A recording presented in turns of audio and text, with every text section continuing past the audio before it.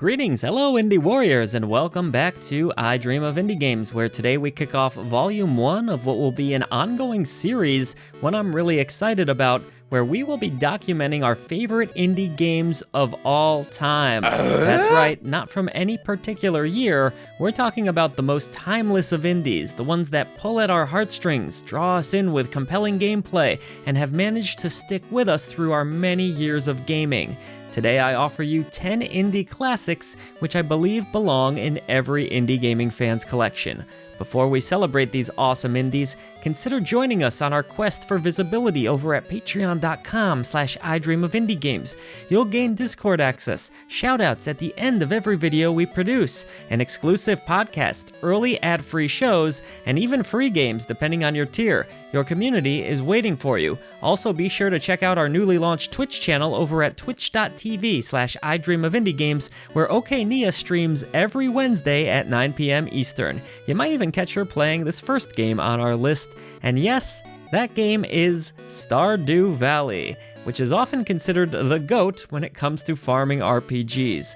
All these years later, Stardew Valley shows almost no signs of slowing down and still remains a popular game to stream and play today due to the various ways it can be experienced. After inheriting your grandpa's farm, it's up to you to put in the work and grow it to prosperity. Many consider Stardew Valley to be one of the greatest games of all time, period.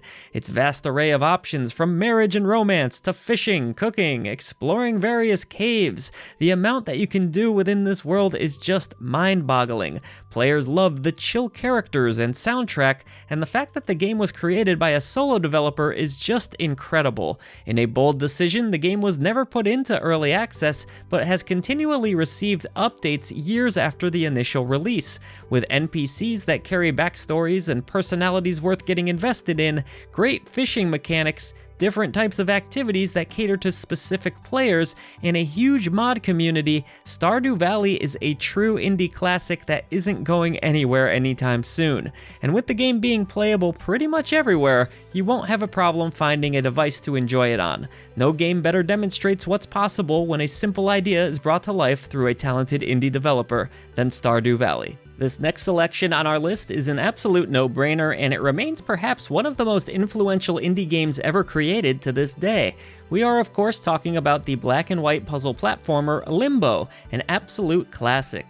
Limbo shocked the gaming world upon its release with its gorgeous art design, thought-provoking themes, and very clever puzzles. Using the trial and death system, the developers of Limbo wanted players to learn from their mistakes by demonstrating grisly death animations for each failure.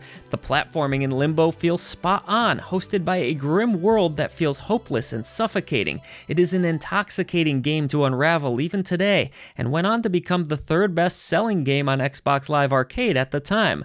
Just saying Xbox Live Arcade out loud is nostalgic. With an amazing physics system, Limbo holds up and still feels impressive to play all these years later. Of course, it's also inspired a sequel of sorts, which will more than likely appear on one of these lists in the near future. Also, just gotta say, really cool Easter eggs in this game. Limbo is a game that will leave you with many questions, yes, but that's really part of the fun, discovering what it all meant. If you enjoy puzzle games and 2D platformers, and you haven't played this classic, you definitely owe it to yourself to check it out as soon as possible. I'm confident you won't regret that decision. What do you say we head from the underworld to the moon in one of the few games that has brought me to tears in my life? To the Moon is short, yes, but it's an emotional narrative experience that packs one hell of a punch.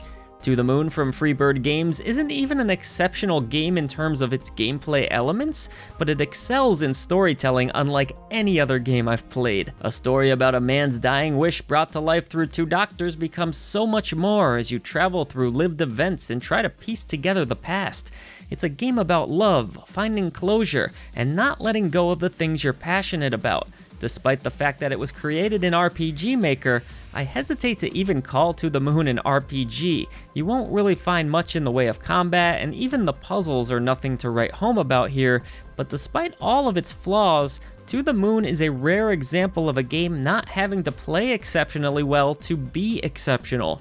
Get out the tissues if you plan to play this one, because trust me, you're going to need them. This short playthrough can be completed in a handful of hours, yes, but the memories will stick with you much, much longer. If you go into To the Moon with an understanding that it's more about the narrative than the gameplay, I find it unlikely you'll be able to pull yourself away from this indie classic. Up next is perhaps my personal favorite indie game ever, and one that belongs in every gamer's collection in my opinion. That game is Hotline Miami. Odds are if you're into indie gaming at all, you've heard of this release before, but if not, what you have here is a murderous spree through the haze of a neon-soaked psychedelic world where the temperature is well over 100 and the dial is cranked up well past 10.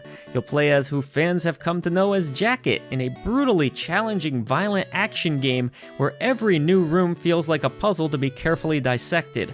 Just who are you? Why are you killing everything in sight? What's with this world? There are a lot of questions that you'll seek answers for, and maybe, just maybe, you'll find them, but you might need some help from Reddit. And that's part of the fun here too. The gunplay is fast and exciting as you quickly weave your way through foes. One hit will be the death of you, but fear not, as you'll be tossed back into the action almost instantly. To this day, no game in my library has been able to match the intensity and addictiveness of the original Hotline Miami. I absolutely love this world, its lore, the mix of shooting and melee combat, and the level design. All of that, and I haven't even touched on what's perhaps the best indie gaming soundtrack ever. A no-brainer on this list, and one of the greatest games ever created. Let's switch it up a little bit here with another classic, but for different reasons. Our next game comes from the talented Sam Barlow, and I believe this is his best release. It's called Her Story. This is a fascinating full-motion video game experience where you piece together various clips in hopes of finding a missing person. Most of these clips revolve around Hannah Smith, the missing person's wife, portrayed by the phenomenal musician Viva Seifert. Her portrayal of this character is what really makes Her Story so special. The clever ways in which this game emulates a desktop computer are still really impressive now, and the more and more you learn, the further you get sucked into this compelling narrative. Coming from a creator that had recently worked on a few mediocre Silent Hill games, Her Story was a lovely and unexpected surprise. While the game is well written, it's also fairly non-linear in how it can be approached. It's a really fascinating experience to watch other people play and to see how they go about piecing things together as well.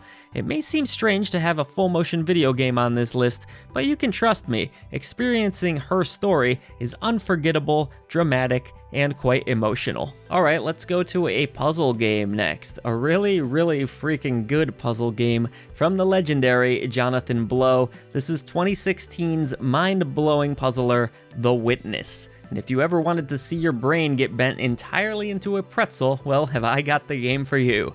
The Witness is so mysterious as you're dropped into this world without any real understanding why, facing puzzles that range from pretty basic to soul-crushing.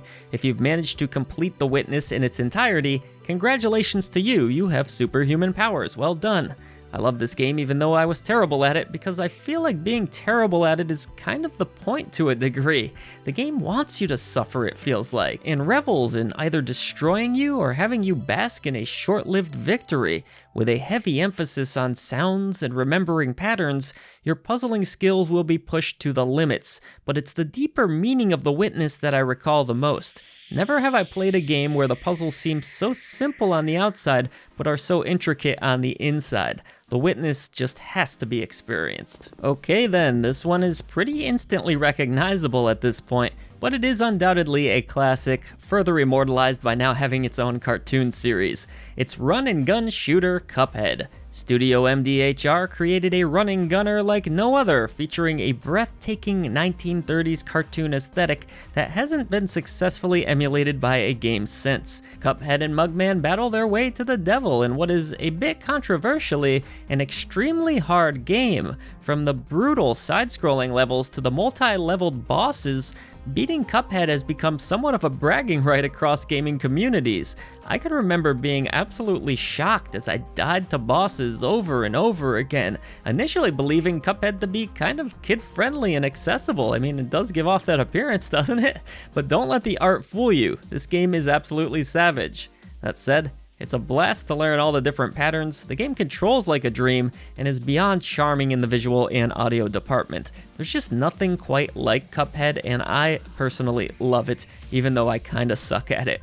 Cuphead even received a mega expansion, and I expect more from this franchise in the not so distant future. Heading back to 2015 now, the world was graced with a very quirky indie RPG full of memorable characters and lore, and that game was Undertale. Outside of the offbeat humor, Undertale is perhaps best remembered for its unique combat engine, which played out something like a WarioWare minigame, and you've probably seen in a lot of other imitation indie games at this point. It also had the strange ability to do a pacifist run, which was kind of shocking for the time. You didn't have to actually kill anything at all. Undertale is full of crazy secrets and outcomes, and oozes charm at every pore. The zany and unforgettable soundtrack only add to the legend.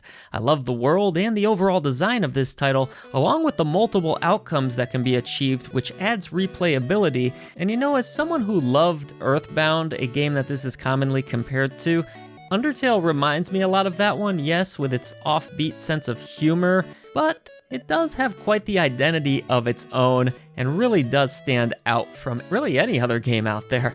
I'm gonna go out on a limb and say most indie fans probably have this one in their libraries already, but if you did happen to miss out, consider grabbing Undertale at some point for an experience unlike any other. The next game to make our list is the legendary indie title Night in the Woods.